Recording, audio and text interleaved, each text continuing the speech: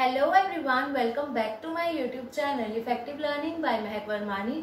आज हम अकाउंटेंसी का चैप्टर 2 बेसिक अकाउंटिंग टर्म्स की अदर 4 टर्म्स डिस्कस करेंगे एंड वो टर्म्स हैं bad debts, insolvent, depreciation and discount.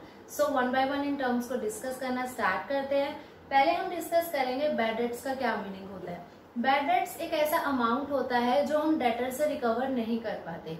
Okay, for example हमने क्रेडिट सेल्स करी 5000 रुपीज की।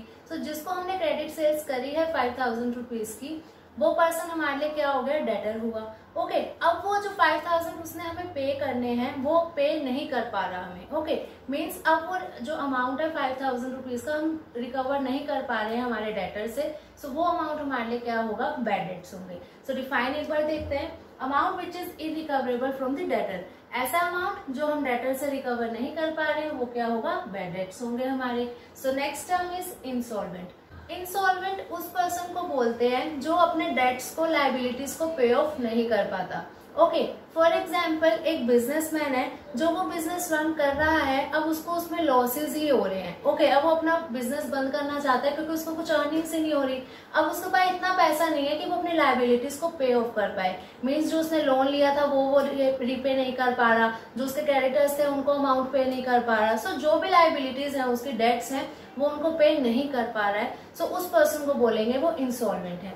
ओके, सो अ पर्सन और enterprise which is not in a position to pay its debts, जो एक ऐसी पोजीशन में आ गया पर्सन जो अपनी लायबिलिटीज को, डेट्स को पे ऑफ नहीं कर पा रहा, उस पर्सन को बोलेंगे insolvent. Okay, so next term is depreciation. Depreciation का मतलब होता है फिक्स एसेट की वैल्यू में रिडक्शन होना।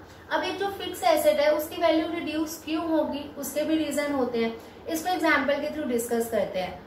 सपोज हमने 2 इयर्स पहले एक मशीनरी परचेज करी थी 90,000 की। ओके, सो वो जो 90,000 की मशीनरी हमने 2 साल पहले परचेज करी थी, आज 2 साल बाद भी क्या उसकी वैल्यू 90,000 ही होगी?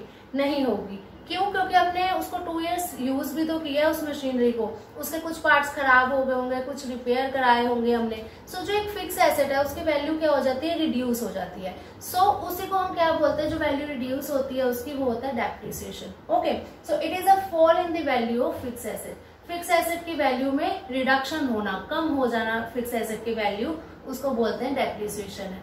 सो किस रेट से डेप्रिसिएशन लगेगा ये एक ऑर्गेनाइजेशन डिसाइड करती है। Okay, so next term is discount. Discount का क्या मतलब होता है, एक छूट मिलना। जो एक हम गुड खरीदने जा रहे हैं, सपोज हम मार्केट गए, ओके, हमने एक जो गुड हमें पसंद आया वो 1000 रुपीज का था, उस पे उन्होंने कहा अगर आप ये परचेज करोगे तो हम आपको 10% डिस्काउंट देंगे। सो जो उसका सेल प्राइस था उसमें हमें क्या मिल गया, डिस्काउंट मिल गया 10% का। सो जो छूट मिलती है उसी को बोलते हैं डिस्काउंट। सो डिफाइन देखते हैं। It is the reduction in the price of good sold. जो गुड हम बेच रहे हैं, अगर हम उसमें डिस्काउंट दे रहे हैं किसी पर्सन को जो खरीद रहा है, वो क्या हुआ, छूट दे रहे हैं उसको, तो उसको बोलेंगे वो डिस्काउंट है। ओके, सो जो डिस्काउंट होता है वो 2 टाइप्स के होते हैं। ट्रेड डिस्काउंट होता है एंड एक कैश डिस्काउंट होता है। तो अब हम डिस्कस करते हैं ट्रेड डिस्काउंट कब दिया जाता है। ट्रेड डिस्काउंट इसीलिए देता है सेलर बायर को, सो दैट कि जो बायर है वो बल्क में क्वांटिटी परचेज करे जो वो खरीदने आया है गुड्स। ओके, फॉर एग्जाम्पल एक जो बायर है वो गुड्स खरीदने गया कुछ, सेलर ने बोला अगर आप इसकी 1000 यूनिट्स परचेज करोगे तो आपको 10% ट्रेड डिस्काउंट दिया जाएगा। मीन्स जो उसके 1000 यूनिट्स की जो प्राइस है, जो उसका सेल प्राइस होगा, उसमें से 10% रिड्यूस करके उसको अमाउंट पे करना है। सो इससे क्या होगा, और सेलर और भी चॉइस देता है कि अगर आपने 2000 यूनिट्स परचेज की तो आपको 15% ट्रेड डिस्काउंट मिलेगा।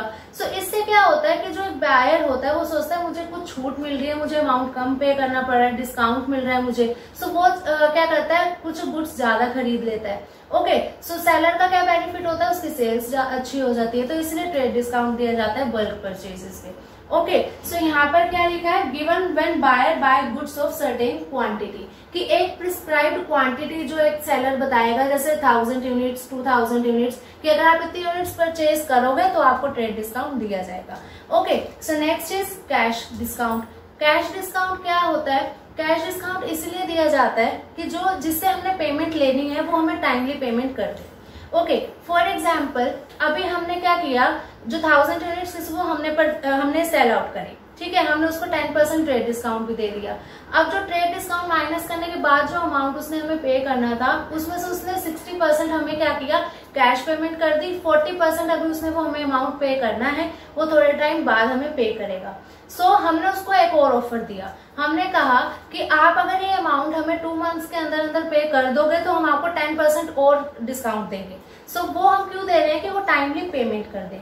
सो ऐसा अमाउंट जो हम ऐसा डिस्काउंट जो हम देते हैं कि वो जो दूसरा पर्सन है हमें टाइमली पेमेंट कर दे, तो वो होता है cash discount. Okay, so given for timely payment of due amount, कि जो अमाउंट हमने अभी किसी से रिसीव करना है वो हमें एक प्रिस्क्राइब्ड टाइम में दे दे, जो हमने उसको टाइम दिया है, तो हम उसको क्या करते हैं, कैश डिस्काउंट देते हैं। इससे हमारा क्या बेनिफिट होता है, हमारी पेमेंट जल्दी से जल्दी करने की वो पर्सन कोशिश करेगा कैश डिस्काउंट लेने के लिए। ओके, सो आज हमने डिस्कस किए 4 टर्म्स। आई होप आपको समझ आए होंगे, बट अगर फिर भी किसी भी पॉइंट में कुछ डाउट है, कुछ क्वेरी है, तो कमेंट सेक्शन में पूछ लेना। वीडियो अच्छी लगी हो तो लाइक जरूर करिएगा। अगर अभी तक चैनल को सब्सक्राइब नहीं करा है तो सब्सक्राइब भी कर लेना एंड बेल आइकन को प्रेस करना मत भूलना, सो दैट जो मैं आगे वीडियोस अपलोड करूँ उसकी नोटिफिकेशन आपके पास आए एंड आप टाइमली उन वीडियोस को देख सको। सो मिलते हैं नेक्स्ट वीडियो में। हम नेक्स्ट वीडियो में स्टार्ट करेंगे न्यू चैप्टर। सो तब तक के लिए बाय फ्रेंड्स।